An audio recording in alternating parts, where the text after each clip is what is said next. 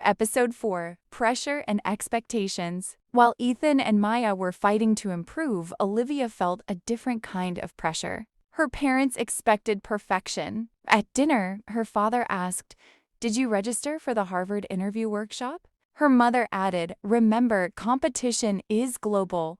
Olivia nodded, but her hands trembled under the table. At school, everyone assumed she was confident. She was class president, she volunteered. She scored high on every test. But that afternoon, she received her latest SAT practice score. For most students, it was a dream score. For Olivia, it felt like failure. In the library, Noah noticed her silence. "That's still amazing," he said. "It's not enough," she replied. "What if I'm not exceptional?" Across the room, Ethan and Maya were reviewing algebra together. They argued over formulas, laughed at mistakes, and kept going. Mr. Anderson watched quietly. Different students, different battles. That evening, Olivia opened her planner again, but instead of adding more tasks, she wrote one sentence at the top of the page. "Success without balance is not success." For the first time, she closed her books early. Tomorrow, she would study again, but tonight she would breathe. Episode 5, The Turning Point. December arrived with cold winds and warm anxiety. The official SAT scores were finally released. Students crowded the hallway with their phones. Some cheered, some looked pale. Ethan stood frozen in front of his locker, staring at the screen. 3 months ago, he would have laughed at that number. Now it meant something. His first practice score had been equivalent to barely 900. Maya ran toward him. "I got 1210, she said, breathless. "I never thought I'd cross 1200. They both smiled, not because their scores were perfect, but because they were proof of growth. Across the hallway, Olivia checked hers. Higher than before. Still, she didn't celebrate immediately. She looked at Noah. 1530, he said quietly, but he didn't smile either. Then Mr. Anderson appeared. "I see numbers," he said calmly. "But I also see discipline, courage, and consistency. That matters more." He looked at Ethan and Maya. Progress changes identity. For the first time, Ethan didn't feel like the bad student. He felt like someone improving, and that feeling was addictive. Episode 6, The Study Group. January brought college application deadlines. Stress filled every classroom. One afternoon, Maya had an idea. "What if we study together?" she suggested. Ethan shrugged. Olivia hesitated. Noah adjusted his backpack. But that evening, the four of them met in the school library. At first, it felt awkward. Olivia explained essay structure. Noah broke down complex math problems step by step. Maya shared time management tricks she used while working at her family store. Ethan surprised everyone by analyzing a history article with strong critical thinking. Mr. Anderson watched from across the room, pretending to grade papers. Something powerful was happening.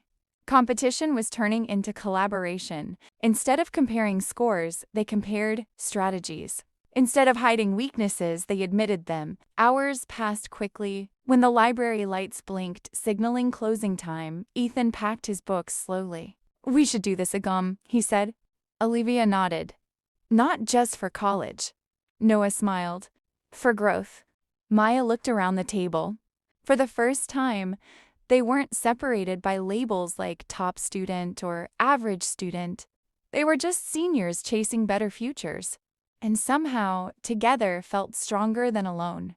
Episode 7, Decision Day. April arrived quietly, but everyone at Jefferson High knew what it meant. It was Decision Day. The hallway was filled with nervous energy. Students refreshed their email inboxes every few minutes. Some pretended to be calm.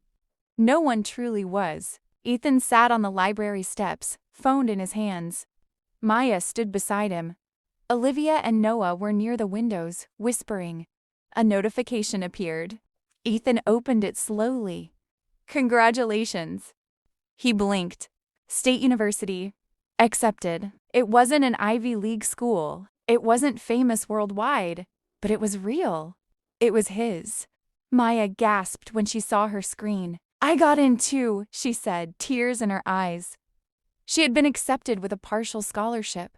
Across the room, Olivia covered her mouth. Harvard. Noah looked at his phone, then exhaled deeply. Stanford. They stood there in silence for a moment. Different schools. Different paths. Same effort. Mr. Anderson walked toward them. Proud? He asked. They nodded. Good, he said, because what you built this year is bigger than a college name. And for the first time, they truly understood. Episode 8.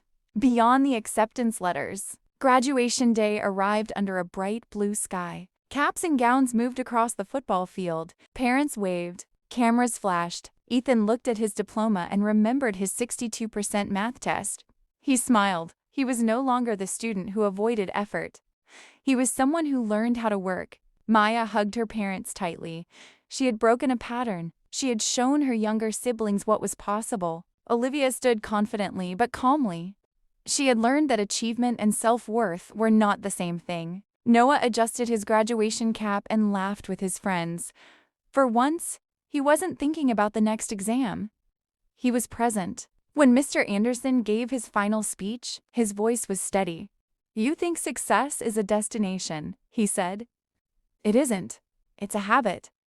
The 4 students looked at each other. They hadn't just prepared for exams.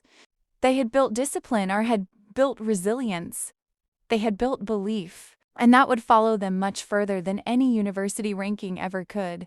As the caps flew into the air, one chapter closed. Another began.